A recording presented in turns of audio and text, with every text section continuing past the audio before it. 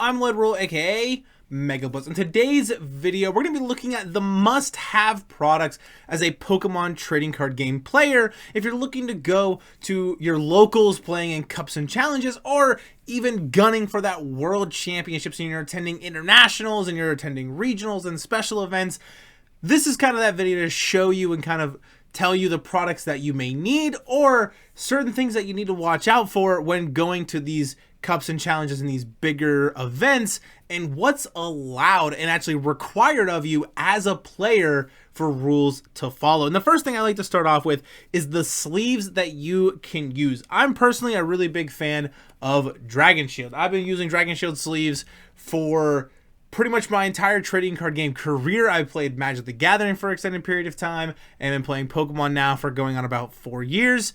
And I've always used Dragon Shield even in playing Magic the Gathering. I've always been a really big fan of just matte black, very simple. I've used other colors like yellow and gold and pink and other things like that, but I really like Dragon Shield. I think they have great quality sleeves. They've never really given me any issues in the past. They hold up really well. I've had these sleeves now on my Raging Bolt deck I think for about 2 months, and I've played this deck in a handful of events now at this point, and they're still pretty good. I think I got another maybe 1 or 2 more tournaments out of them before they're ready to go. I think they're great for shuffling, even having them on for a handful of months and playing multiple events. They still shuffle really nicely. They still really just slide in together very easily, and I've always been a really big fan of Dragon Shield. Now, the other sleeves that you are allowed to use in the Pokemon trading card game are Pokemon certified sleeves. Kind of something like this. You'll get them in Elite Trainer boxes and things like that.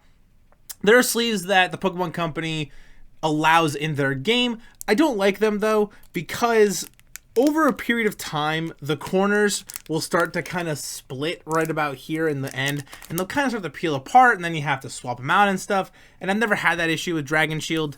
But the one of the two, I should say, big no-nos in the Pokemon trading card game is 2 different types of sleeves. The first one is going to be these penny sleeves. You're not allowed to use these penny sleeves, and the reason for that is you can actually see the back of the card here. You can see the back of the card. So what that implies is certain wearing and edging or marks could be put on the back of the card over a period of time, kind of indicating on what you might know the cards are. Now, another one you aren't allowed to use are art sleeves, and basically that's just Dragon Shield sleeves that have art on the back of them. Sometimes they'll have like a big dragon or what have you.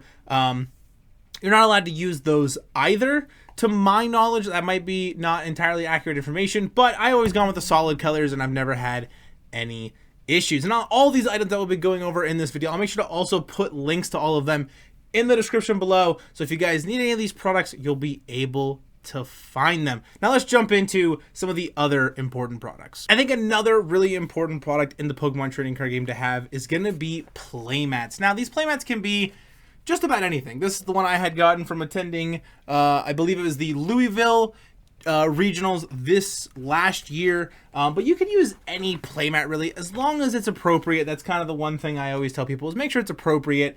And a playmat tube, you don't have to have a playmat tube, so it's kind of more of an optional product, but I like having playmat tubes. They able to kind of just slide into your book bag, easy to carry. It can't really get damaged or anything. You just pop the top off here and your playmat just kind of flies right out, and then you'll have a playmat ready to go. This is another playmat that I've used for quite some time. It's one of my favorites, actually. It's Stitch and Toothless, and of course you can see Toothless is in a Stitch costume and Stitch is in a Toothless costume, and he's handing him this little fish, and I thought it was the cutest thing.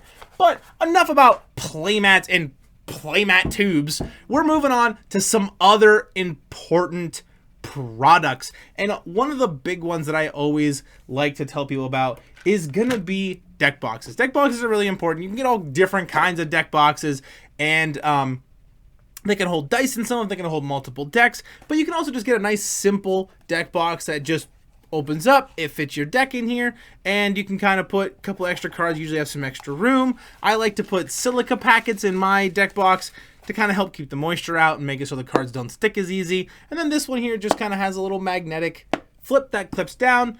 Deck boxes are going to be really important. Keeps your deck safe. You don't want to be putting them in sandwich baggies. You don't want to be doing that. You want to be putting your decks that you spend $50, $60, $70 on, or if you're the person that likes to collect those super ultra rares, you're putting those cards in a nice protective deck box. So that's another big important product I think that every Pokemon player should have just about for any event at all. So now let's jump in some more important products. All right, some more important Pokemon trading card game products I think every player should know, and I wish I would have actually known before going to some of my kind of bigger local events like Cups and Challenges.